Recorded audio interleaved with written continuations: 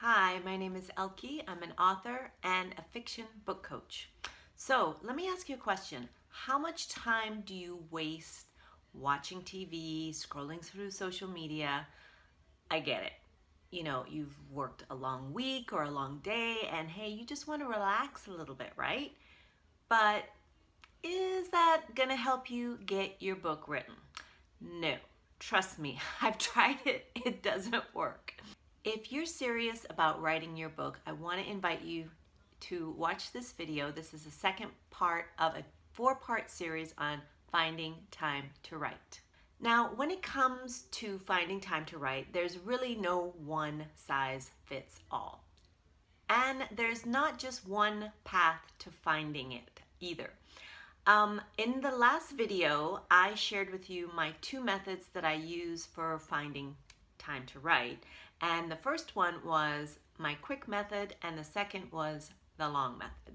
I spoke a little bit about reviewing your time in that first video, but in this video I'm going to dive a little bit deeper into how to review your time so that you can find your time to write. Now, in the first video I had you track your time, and this was over a course of a quick way and also the long way, which is basically mapping out and tracking where your time is going in real time. Now, for this exercise, what you want to do is take your calendar that you created for the whole week, whether that was a handwritten calendar or a digital method, it really doesn't matter, whatever works for you. The next thing you're going to do is highlight the times that you believe that you've either wasted or misused.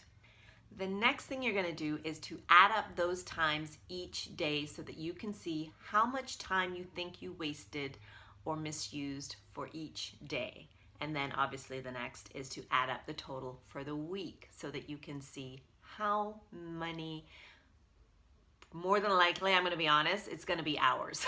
Because I know when I do this exercise myself, I always find that I have hours of time that I've wasted, whether it was each day or for the whole week.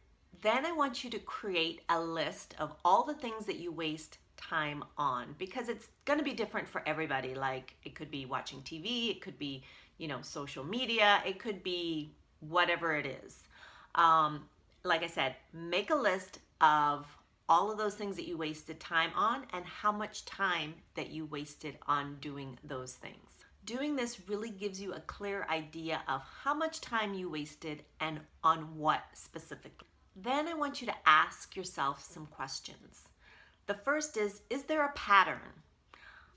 Is it that you're watching, what your time waster is watching TV? Is it always on social media? What is the pattern? Is it the same days and times each time? Because when we identify patterns in where we're spending our times and how we're wasting our time, it really helps to highlight what we're wasting time on and what those patterns are. And when we identify what those patterns are, then we can start to identify why, why we're doing those, why we're wasting those times. And it also helps us to create better habits to break those patterns. The next thing I want you to think about or ask yourself is the time that you wasted, is it more or less than you expected? And when you're asking yourself this, I find that this exercise is such an eye-opener because it blaringly highlights how much time you're wasting and where you're wasting your time, and also how to create better habits, which is really what we want to do, right? Because this exercise is not about guilt. It's not about beating ourselves up or feeling bad because we should be writing or we should be doing other things in our lives and we're just wasting it. That is not what we're reviewing your time is really all about, right? It's about helping you to recognize that you do have time to write and creating good habits to help you to utilize those times to write. Or maybe it's just gonna highlight that you really do have a lot of things going on and now is not the best time to write your book, and that maybe you need to look at a future time. And that is not a bad thing either, because let's face it, we're all going through different phases in our lives, and sometimes trying to write a book in this phase might not be a good idea. And when we dive deep and analyze where we're spending our time and reviewing it in good detail, then it really helps us to make decisions about what we can do with either writing a book or not writing a book at this time, which that in itself can be a stress reliever as well as making us feel like, we know what our next steps are instead of staying in that perpetual cycle of I don't have time or feeling guilty because you have time and you're not utilizing it. Okay? When you discover the amount of time that you've wasted, I just want to encourage you not to let the guilt of that prevent you from taking action. Because sometimes that can happen where we're looking at it and we just basically end up beating ourselves up instead of looking at it objectively and saying, wow, look at all this time that I have that I can use to write. Instead of saying, oh crap, I'm wasting so much time. What am I doing? I'm wasting my life.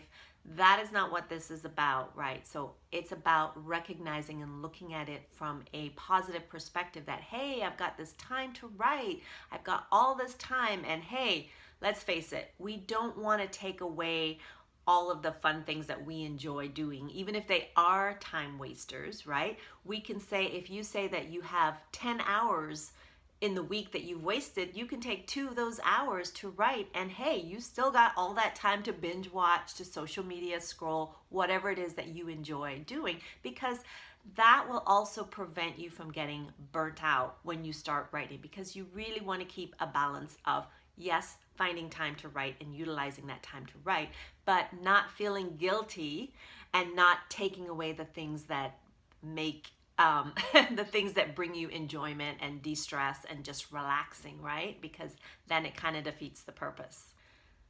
And I just want to say that, when you have a specific writing time, utilizing the times that you've wasted for writing without a specific writing routine, what you're going to do is to find that days, weeks, months will pass without you doing what you want to do, and that is writing. And why writing and writing consistently is so important. And it's also why I include it in my monthly membership, because writing and writing consistently is an important part of not just finishing your book, but building a writing career.